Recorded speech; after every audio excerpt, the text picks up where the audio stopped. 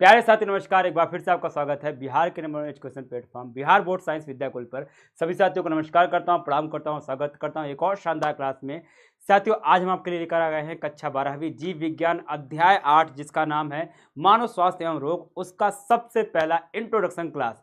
जी हाँ साथियों, हम देखेंगे इस चैप्टर में हमको पढ़ना क्या है और जो इसका सबसे पहला टॉपिक है स्वास्थ्य, वो क्या होता है उसके बारे में देखेंगे और एकदम एनसीईआरटी की लाइन बाय लाइन के साथ पढ़ते हुए चलेंगे।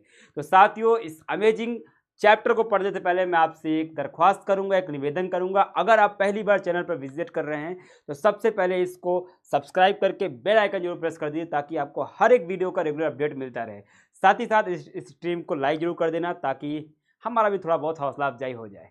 तो साथियों, स्टार्ट करते हैं अध्याय 8, जिसका नाम है मानव स्वास्थ्य एवं रोग। उसका पहला ही टॉपिक एकदम सामान्य से लेकर चलेंगे कि आखिर चैप्टर में पढ़ना क्या है, पूरे चैप्टर में हमें देखना क्या है।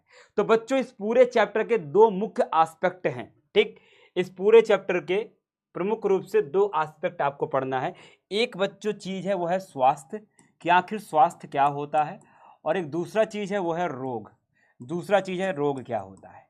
तो हमको यहाँ पे दो चीज प्रमुखता से पढ़ना है और इस चैप्टर का हर एक टॉपिक इन्हीं दोनों टॉपिक के इर्द गिर्द घूमता है।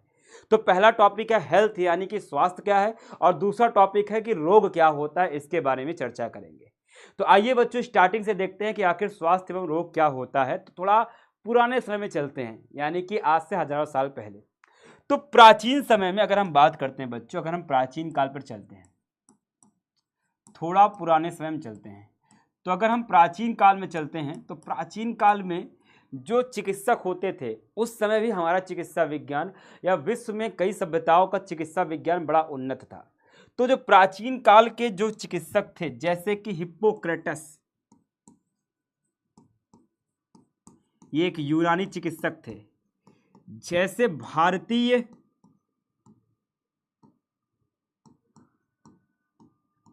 चिकित्सक, तो भारत में भी प्राचीन काल में बहुत से चिकित्सक हुए, जैसे कि चरक, सुश्रुत। तो ऐसे हमारे पास भी बहुत से ऋषि हुए जो कि जिन्होंने चिकित्सा क्षेत्र में बहुत बड़ा योगदान दिया। तो जो प्राचीन काल के जितने भी चिकित्सक थे, चाहे वो यूनानी हो चाहे वो भारतीय हो, उनका ये मानना था कि जो मानव होता है उनके शरीर में कुछ तरल होते हैं, यानी कुछ लिक्विड होते हैं, और ये तरल जो होते हैं यही पूरे स्वास्थ्य को निर्धारित करते हैं। मतलब इनका कहना था कि शरीर के अंदर, इंसानों के शरीर के अंदर कुछ लिक्विड पाए जाते हैं, कुछ तरल पाए जाते हैं, और इन्हीं तरल के कम होने में या ज़्यादा होने की वजह से मानव को विभिन्न प्रकार के रोग होते हैं। सभी प्रकार के जो चिकित्सक थे प्राचीन काल के, उनका मानना था कि पूरे मानव जितने भी होते हैं उनमें 4 प्रकार के तरल पाए जाते हैं। 4 तरह के वो तरल हैं जो कि घटते या बढ़ते हैं। उनमें पहला था रक्त, दूसरा था पित्त, तीसरा था कफ, और चौथा था ब्लैक बाइल, यानी कि काला पित्त।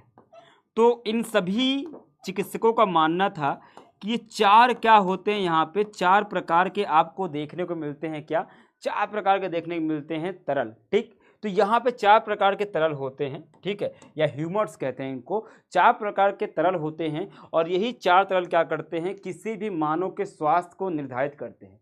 जैसे प्राचीन काल के चिकित्सकों का मानना था कि जो काला पित्त है, अगर ये बढ़ जाता है, अगर ये बढ़ जाता है तो व्यक्ति को ज्वर आ जाता है, बुखार हो जाता है। ठीक, ज्वर हो जाता है यानी कि बुखार हो जाता है। तो ये बातें उन्होंने बताई थी। ठीक, तो प्राचीन काल के जो हमारे चिकित्सक थे उनका मानना अलग था। लेकिन फिर हुआ क्या, बाद में विलियम हार्वे नामक एक वैज्ञानिक हुए, और इन्होंने खोज की किसकी, रक्त परिसंचरण तंत्र की।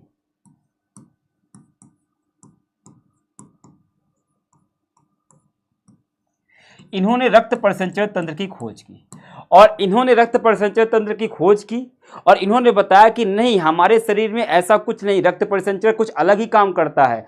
वो हमारे स्वास्थ्य को जो है निर्धारित नहीं कर रहा है। रक्त परिसंचरण का कार्य क्या होता है? रक्त परिसंचरण का यानी रक्त का, जैसे यहाँ पे रक्त बोला है, तो रक्त का मुख्य कार्य क्या होता है? रक्त का कार्य होता है शरीर में संवहन करना विभिन्न प्रकार के पदार्थों का, ऑक्सीजन का संवहन करना, पोषक तत्वों का संवहन करना, हार्मोन का संवहन करना, इन सब पदार्थों का संवहन करना रक्त का कार्य ये होता है। साथ ही साथ थर्मामीटर का प्रयोग किया गया।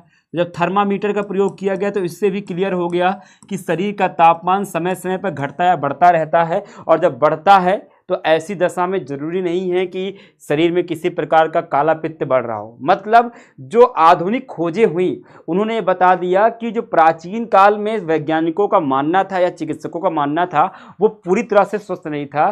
बाद में जब चिकित्सा क्षेत्रों में ज़्यादा से ज़्यादा वृद्धि होती चली गई तो यह पता चला कि जो मानव का स्वास्थ्य होता है, अगर हम स्वास्थ्य की बात करें तो मानव का स्वास्थ्य बहुत से कारकों पर नियंत्रित करता है। जैसे कि मान लेते हैं, अगर मानव के स्वास्थ्य के बारे में बात करें तो नियंत्रित करता है बाह्य कारकों पर। बाह्य कारक मतलब बाहर से आने वाले बैक्टीरिया, वायरस भी नियंत्रित करते हैं। दूसरा, हमारे शरीर में मौजूद जो भी हमारा मस्तिष्क का तंत्र है, यानी कि तंत्रिका तंत्र, ठीक, जैसे कि हार्मोन के लिए अंतःस्रावी तंत्र, ये सारे भी क्या करते हैं? हमारे शरीर में हमारे स्वास्थ्य को निर्धारित करते हैं, मतलब इनमें कोई गड़बड़ ना आने पाए। इसके अलावा और कौन निर्धारित करता है? इसके अलावा निर्धारित करता है हमारा जीवन शैली। तो ये सारी चीज़ें जो हैं ये हमारे पूरे के पूरे स्वास्थ्य को कोई लिक्विड नहीं कर रहा है, बल्कि कई चीज़ें मिलकर के क्या करते हैं, बहुत सी चीज़ें क्या करते हैं, हमारे स्वास्थ्य को प्रभावित करते हैं।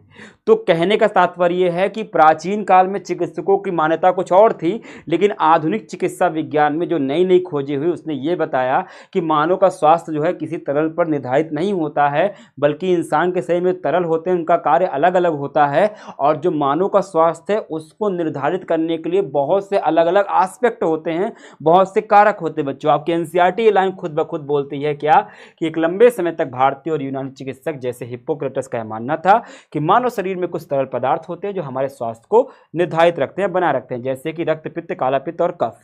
विलियम हार्वे द्वारा रक्त परिसंचरण की खोज और थर्मामीटर के उपयोग से यह साबित हुआ कि शरीर का तापमान हमेशा समान रहता है एवं रोग के समय ही इसमें परिवर्तन आता है। कुछ वर्षों के बाद हमें पता चला कि तंत्रिका तंत्र, अंतःस्रावी तंत्र और हमारा प्रतिरक्षा तंत्र हमारे स्वास्थ्य को बनाए रखता है। कहने का मतलब ये है कि हमारा जो पूरा का पूरा शरीर का स्वास्थ्य है वो किसी तरल पर निर्धारित नहीं होता है, ठीक है। इसको निर्धारित करने के लिए बहुत सारे एस्पेक्ट होते हैं, ठीक है। तो पहली लाइन का यहाँ पे मतलब ये है, ठीक। उसके बाद क्या पता चला, आपके मन में एक सवाल आया कि सर ये तो बताओ कि आखिर ये स्वास्थ्य क्या होता है। आपने जो बोला इतनी देर से स्वास्थ्य स्वास्थ्य, आखिर स्वास्थ्य का मतलब क्या होता है, स्वास्थ्य की परिभाषा क्या होती है। अगर हम ये जानना चाहें सर कि आखिर ये स्वास्थ्य होता क्या है, स्वास्थ्य की परिभाषा तो बताओ कि आखिर ये स्वास्थ्य क्या है, ठीक। जो आप हेल्थ की बात कर रहे हो, अगर हमसे कोई इंसान पूछेगा कि हम हेल्थ क्या होता है तो आप क्या बताएंगे? तो भैया हमारे दिमाग में क्या आता है, हम क्या सोचते हैं, देखो हमारे मन में क्या होता है, हम क्या सोचते हैं, यदि हम ऐसा सोचते हैं ना, अक्सर हम सोचते हैं कि यदि कोई व्यक्ति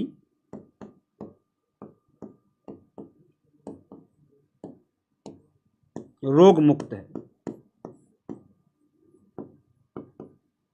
तो वो क्या है, स्वस्थ है, ऐसा हमारा मानना है। तो ज़्यादातर हम क्या होता है ये मानते हैं कि अगर कोई इंसान है जिसको किसी प्रकार का रोग नहीं है, शरीर में कोई बीमारी नहीं है, तो हम कहते हैं ये इंसान एकदम स्वस्थ है, एकदम फिट है, एकदम हेल्दी है। लेकिन ऐसा नहीं है। रोग ना होना, शरीर का रोग मुक्त होना एक अलग अवस्था है और शरीर का स्वस्थ होना एक अलग अवस्था है सर। तो रोग मुक्त का मतलब क्या होता है? रोग मुक्त का मतलब होता है शरीर में रोग का ना होना।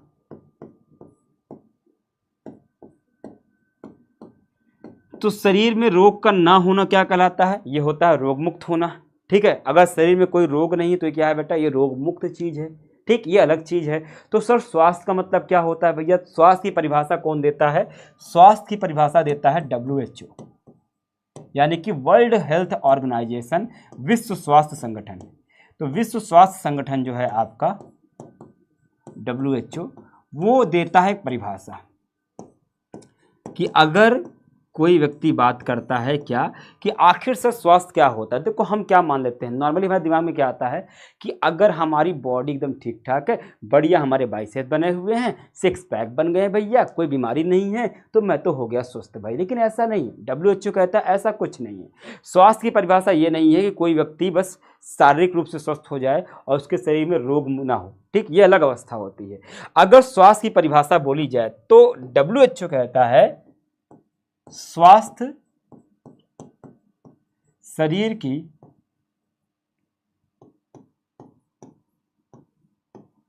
वह दशा है जिसमें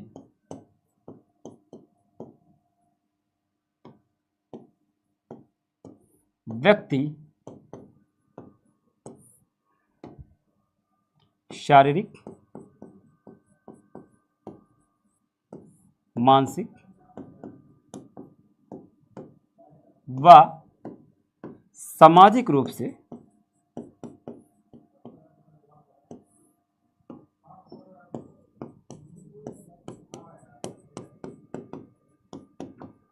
स्वस्थ होता है। तो कहने का मतलब ये है कि अगर कोई व्यक्ति, ठीक, कहने का मतलब क्या है, अगर कोई व्यक्ति शारीरिक रूप से मतलब अपने शरीर के हिसाब से बॉडी वाइज एकदम फिट है बेटा, यहाँ बॉडी वाइज फिट यानी हेल्दी कहने का मतलब क्या है, अगर कोई ऐसा व्यक्ति है जितनी उसकी शारीरिक क्षमता है, अब अलग अलग व्यक्ति की शारीरिक क्षमता अलग होती है, वो डिपेंड करती है किसी व्यक्ति की उम्र कितनी है और उसका व्यवसाय क्या है। जैसे अगर एक 20 साल का मजदूर व्यक्ति है और एक 20 साल का सॉफ्टवेयर इंजीनियर है, तो दोनों के शरीर का उम्र एक जैसी होने के बाद भी क्षमता अलग हो सकती है। एक 20 साल के मजदूर वाले व्यक्ति के अंदर पूरा दिन सुबह से शाम तक कड़ी धूप में मेहनत करने की क्षमता होगी, लेकिन एक जो सॉफ्टवेयर इंजीनियर जो कि 20 साल का है, लेकिन उसके अंदर ये क्षमता नहीं होगी कि वो पूरा दिन धूप में काम कर सकता है। तो मतलब समझ रहे हो, तो किसी की शारीरिक क्षमता किस पर डिपेंड करती है, उसका व्यवसाय क्या है, वो काम क्या करता है और उसकी उम्र क्या है, ठीक। तो अगर कोई व्यक्ति अपनी शारीरिक क्षमता का पूरा उपयोग कर ले रहा है, दूसरा है बेटा मानसिक क्षमता, तो भैया हर एक व्यक्ति की मानसिक क्षमता अलग होती है। तो अगर कोई व्यक्ति अपनी मानसिक क्षमता का पूरा प्रयोग कर ले रहा है, शारीरिक क्षमता का पूरा प्रयोग कर ले रहा है, और सबसे इंपॉर्टेंट जिसको लोग भूल जाते हैं, सामाजिक क्षमता का पूरा उपयोग कर ले रहा है। यहाँ सामाजिक क्षमता क्या है सर, शारीरिक और मानसिक समझ में आ गया कि शरीर से जितना काम हो सकता है वो कर ले रहा है, मानसिक मतलब दिमाग से जितना काम हो सकता है सर वो कर ले रहा है। पर सामाजिक क्या होता है बच्चों, तो देखो आप जानते हो मनुष्य एक सामाजिक प्राणी है और समाज में रहने के अपने क्या होते हैं, नियम होते हैं। समाज में रहने के बहुत सारे कायदे कानून होते हैं। एक छोटे बच्चे के लिए नियम अलग है, एक युवावस्था में व्यक्ति के लिए अलग है, एक छात्र के लिए अलग है, एक अध्यापक के लिए अलग है, एक सोसाइटी में पड़ोसी होने के नाते अलग है। तो हर एक व्यक्ति का समाज में रहने का एक नियम होता है, हर एक व्यक्ति के साथ कायदे कानून चलते हैं। यदि कोई व्यक्ति इन नियमों का पालन कर रहा है, एक आदर्श समाज की स्थापना में अपना योगदान दे रहा है, तो वह व्यक्ति सामाजिक रूप से ही स्वस्थ है। मैं आपको एक उदाहरण देता हूं, आप सभी जानते हैं कि हम स्वतंत्र हैं, हम रोड पर चलने के लिए स्वतंत्र हैं, लेकिन रोड पर चलने के कुछ नियम होते हैं। आप बाईं तरफ चलेंगे, आप इस तरह से चलेंगे कि आपकी वजह से किसी दूसरे को असुविधा नहीं होंगे, आप रोड को गंदा नहीं करेंगे, आप रोड पर ओवर स्पीडिंग नहीं करेंगे, आप रोड पर चलते समय किसी का अपमान नहीं करेंगे। ये सारी चीज़ें क्या है, नियम हैं जो कि समाज एक बना कर देता है या संविधान आपको देता है। तो अगर आप समाज के प्रति जितने भी आपके दायित्व हैं, जितने भी नियम हैं, या सोसाइटी के प्रति आपके जितने भी दायित्व हैं, अगर उसका आप अच्छे तरीके से पालन कर रहे हैं तो आप सामाजिक रूप से भी स्वस्थ होंगे। सोचिए आपका शरीर बहुत अच्छा है, आपको कोई बीमारी नहीं है, आपका दिमाग एकदम कंप्यूटर की तरह तेज है, लेकिन आप सामाजिक रूप से स्वस्थ नहीं हैं। आपको ये नहीं पता है कि कूड़े कचरे को कूड़ेदान में फेंकना, आप उसको रोड पर गंदगी फैला रहे हैं, आप अपने पड़ोसियों के साथ बहुत बुरा व्यवहार रखते हैं, ठीक है, आप रोड पर चलते हुए बदतमीजियां करते हैं, मतलब गाड़ी को अपने ढंग से चला रहे हैं, तो आप कतई भी स्वस्थ नहीं होंगे, चाहे अपने शरीर से कितने भी स्वस्थ हैं और अपने दिमाग से कितने भी स्वस्थ हैं। बात समझे। तो अगर एक व्यक्ति को स्वस्थ होना है, और ये परिभाषा कौन देता है, WHO देता है, तो इसमें एक व्यक्ति अपनी शारीरिक, मानसिक और सामाजिक तीनों क्षमताओं का जब पूर्ण रूप से प्रयोग कर लेगा तो वही व्यक्ति क्या कहलाएगा, स्वस्थ कहलाएगा। केवल शारीरिक रूप से फिट होना या केवल डिजीज फ्री हो जाना, रोग मुक्त हो जाना, ये कहीं से भी स्वस्थ होने की परिभाषा नहीं है बच्चों। तो ये है बच्चों क्या, स्वस्थ है। तो ये हो गया भैया आपका स्वस्थ, जिसके बारे में हमने बात की थी। देखो यहाँ लिखा भी है कि वर्ल्ड हेल्थ ऑर्गेनाइजेशन यानी कि WHO क्या करता है कि परिभाषा के अनुसार शरीर की वह अवस्था जिसमें प्राणी का शरीर शारीरिक, मानसिक और सामाजिक रूप से पूरी तरह स्वस्थ होता है, उसी को हम स्वास्थ्य कहते हैं भैया। ठीक है, स्वास्थ्य का अर्थ रोग मुक्त होना अथवा केवल शारीरिक स्वास्थ्य नहीं होता है। अक्सर लोग ये मान लेते हैं कि हमको कोई बीमारी नहीं है या हम फिजिकली ठीक ठाक दिख रहे हैं तो इसका मतलब ये है कि हम स्वस्थ हैं, लेकिन इसका मतलब ये बिल्कुल स्वस्थ नहीं है बच्चों। ठीक है, अब बच्चों आगे का चीज़ क्या है, आगे है स्वास्थ्य के कारक। ठीक, अगर आपसे कोई पूछे कि सर आखिर हम इस स्वस्थ को कैसे मेंटेन करें, अगर कोई पूछे कि इस स्वस्थ को रहने के लिए सर हमको स्वस्थ रहना है, तो अगर हम स्वास्थ्य को, अगर हम चाह रहे हैं कि स्वास्थ्य के कारक क्या है, अगर कोई व्यक्ति चाह रहा है कि सर हमको पूरी तरह से स्वस्थ रहना है, हम अपनी हर क्षमता का प्रयोग करना चाहते हैं पूरी तरह से, तो उसके लिए हमें किन की चीज़ों की आवश्यकता पड़ेगी। तो सबसे पहले देखो बच्चों, अगर कोई व्यक्ति ऐसा है जो कि स्वस्थ रहना चाहता है पूरी तरीके से, सबसे पहला चीज़ है वो है संतुलित आहार। सबसे इम्पॉर्टेंट चीज़ है कि उसको संतुलित आहार यानी कि एक बैलेंस डाइट का प्रयोग करना पड़ेगा। देखो सिंपल सी बात है, आप जैसा खाओगे आपका शरीर वैसा होगा। अब संतुलित आहार का मतलब होता है अच्छा खाना। अब अच्छा खाना का मतलब ये नहीं है कि सर कल से मेरा मटर पनीर चालू है, कल से मेरा जो है बटर चिकन स्टार्ट है, मैं अब से अच्छा ही खाऊंगा, मैं रोटी का त्याग करके अब से पराठा और सिर्फ नान खाने वाला हूँ। अच्छा खाना तो वही ना सर जो पार्टी में मिलता है, वो अच्छा खाना नहीं है। यहाँ संतुलित आहार कहने का मतलब ये है, सभी लोग ध्यान दीजिए, ये आपके बायोलॉजी से बढ़ के कोई अलग चीज़ है। ठीक, हर एक व्यक्ति को ये चाहता है कि उसका शरीर पूरी तरह से स्वस्थ रहे, तो स्वस्थ रहने के लिए उसको अपने भोजन को क्या करना पड़ेगा, संतुलित करना पड़ेगा। संतुलित करने का मतलब ये होता है एक ऐसा भोजन जिसमें कार्बोहाइड्रेट, एक ऐसा भोजन जिसमें कार्बोहाइड्रेट, जिसमें प्रोटीन, जिसमें वसा, जिसमें विटामिन्स, जिसमें खनिज और जिसमें जल की उचित मात्रा हो।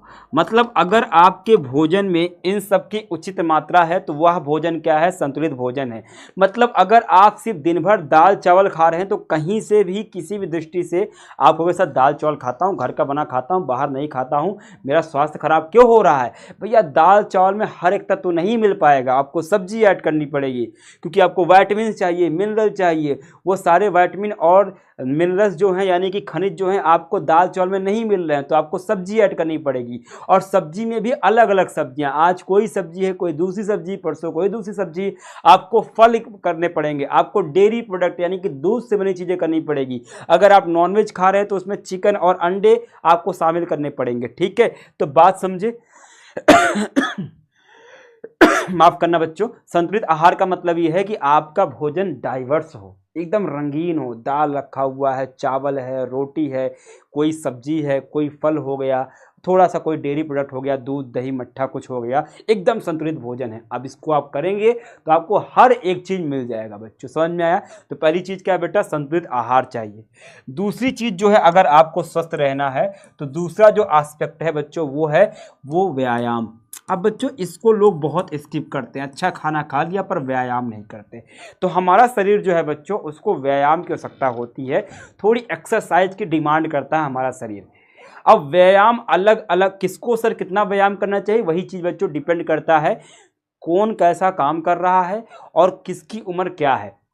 अब किसी को व्यायाम की जरूरत है बेटा, व्यायाम कई तरीके से हो सकता है। अगर कोई सुबह सैर पर जा रहा है वह भी व्यायाम है, अगर कोई रनिंग कर रहा है बच्चों तो वह भी व्यायाम है, कोई भैया जिम जा रहा है वहाँ पे व्यायाम कर रहा है तो वह भी व्यायाम है, कोई बच्चे कोई स्पोर्ट खेल रहा है, कोई क्रिकेट खेल रहा है, बैडमिंटन खेल रहा है, ठीक है, रस्सी कूद रहा है तो वह भी व्यायाम है।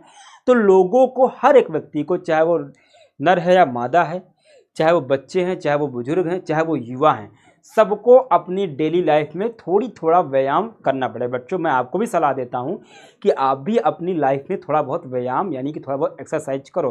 और जहां तक आजकल ज़माना ऐसा है कि लोग अपने व्यायाम को लेकर जागरूक हैं। अगर आपके पास व्यायाम करने का टाइम नहीं है, कुछ नहीं करना, सुबह शाम थोड़ी सी वॉक कर ली, कुछ देर पैदल चला गए, सब्जी लेने मार्केट चले गए, पैदल गए, काम हो गया, थोड़ी देर साइकिल चला ली, ठीक है, कुछ नहीं किया तो थोड़ा सा रनिंग कर ली इधर उधर के, थोड़ा तेज तेज कदम से चल लिया, ठीक है, कुछ नहीं मिला, कहीं जगह नहीं मिली तो एक रस्सी कूदना शुरू कर दिया, कुछ बैडमिंटन खेल लिया, थोड़ी देर क्रिकेट खेल लिया, हो गया व्यायाम। मतलब शरीर को व्यायाम करना पड़ेगा। उसके अलावा तीसरा बेटा विश्राम, आपको रेस्ट भी करना पड़ेगा। एक प्रॉपर रेस्ट चाहिए बच्चों, एक प्रॉपर रेस्ट आपको करना पड़ेगा।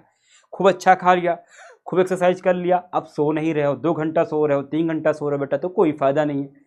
हमको एक रेस्ट भी चाहिए, हमको अपने शरीर को रेस्ट देना पड़ेगा, एक प्रॉपर रेस्ट देना पड़ेगा। छोटा बच्चा बेटा उसको 9 घंटे 8 घंटे सोना चाहिए। एक युवा है आपकी तरह तो उसको भी कम से कम मिनिमम 7 से 8 घंटे सोना चाहिए, क्योंकि जब हम सोते बच्चों तो हमारा शरीर रिकवर करता है, पूरे शरीर में जो भी टूट फूट मरम्मत करता है, आपके दिमाग में जो फालतू के थॉट्स हैं उनको हटाने का काम करता है, आपके हार्मोन को बैलेंस करने का काम करता है। तो मतलब जब आप सोते हैं तो आपका शरीर बहुत अच्छे से फिर से सब कुछ मेंटेन करता है, ठीक। तो उसी प्रकार से बच्चों बहुत ज़रूरी है ये। इसके अलावा बच्चों आप चाहते हैं अच्छा स्वास्थ्य रहे तो आपको क्या करना पड़ेगा, समय समय पर टीकाकरण करना पड़ेगा।